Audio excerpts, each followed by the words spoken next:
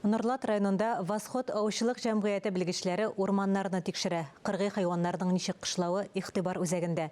Урманда кыш чыгучы җәнлекләр өчен ашату урыннары ясалган. Кар машинасына утырып кышкы урманга барырга чыгабыз. Табигатькә хузурланырга түгел, пышы һәм куяннарны ашату урыннарына.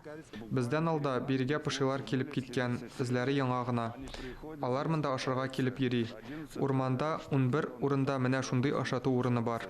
Гыйнвар уртасына хайваннарның үрчүе һәм күченүе турында кышкы исәп башлана. Әмма җәнлекләрне санау алдыннан урмандагы барлык җимлекләрне, урман сукмакларын йөреп чыгарга һәм юлларны чистартырга кирәк. Что-то мы все время объезжаем, дорогу делаем. Исәп алдыннан без һәрвакыт урманны йөреп чыгабыз, юл салабыз. Пышыларның җимлекләрен елга берничә тапкыр яңарталар. Аларга якынча 1 тонна туз китә. Урман тикшерүе алдыннан тагын бер әйләнеп чыгуда файдалы. Җәнлекләрнең азык запасларын яңарталар. Мы находимся на кормушке для косуль.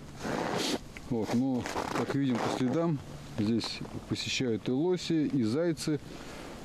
Урманны йөреп чыккач, белгечләр куян һәм пышылар арткан дип белдерде. Кышкы исәп вакытында аучылык торышы турында мәгълүмат җыю өчен 6 маршрутны да 2шәр тапкыр әйләнергә туры килә. Это вот специально у нас заготавливаем. Пешәнне без махсус әзерлибез. Бу кыр кәҗәсе өчен азыгы беткән сайын истәп торабыз. Миләүшә Гальфанова, Гөлназ Хасаншина, Гүзәл Садыкова, Ишат Мәхмүтов, Татарстан яңалыклары өчен Нурлат районыннан.